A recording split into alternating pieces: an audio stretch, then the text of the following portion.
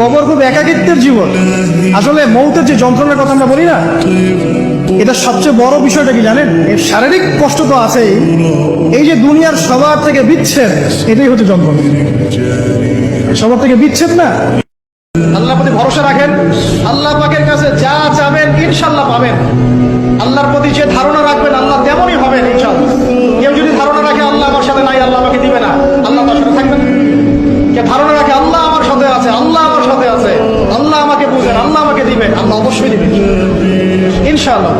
ওয়া মান ইয়াতাওয়াক্কাল আলাল্লাহি ফাহুয়া হাসবুহ।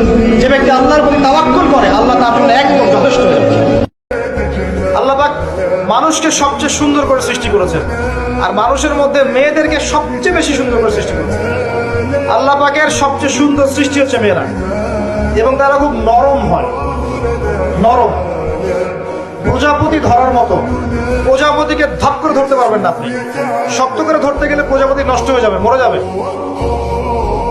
প্রজাপতিকে কোমল ভাবে ধরতে হবে, ঠিক মেয়েদের সামনেও আপনার কোমল থাকতে হবে। ক্ষমা করে দিতে আল্লাহর বড্ড ভালো লাগে। বান্দা আল্লাহর কাছে বারবার চাক, চোখের পানি ছাড়ুক, এটা আল্লাহ পছন্দ করে। চোখের পানির যে কত পাওয়ার আপনি কল্পনাই করতে পারবেন না। অনুশোচনার চোখের পানি চোখ বেয়ে নাকের ডগা পেয়ে জমিনে পড়ার আগেই আল্লাহ এই বান্দারে মাফ করে দেয়। অহংকার করা যাবে না। কি যাবে না? আল্লাহ পাক সব পছন্দ করলে অহংকার পছন্দ করবেন না। আল্লাহ পাক অহংকার পছন্দ করবেন। আল্লাহ পাক অনেক পাপ মাফ করে দিতে পারেন, অহংকার আল্লাহ পাক খুব কঠিন ভাবে ধরেন। আল্লাহ পাক খুব কঠিন ভাবে অহংকারীকে আল্লাহ পাক কখনোই পৃথিবীতে টিকতে দেন নাই।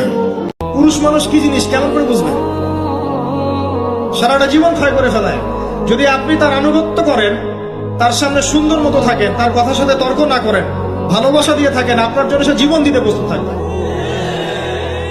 এরকম পুরুষ মানুষ।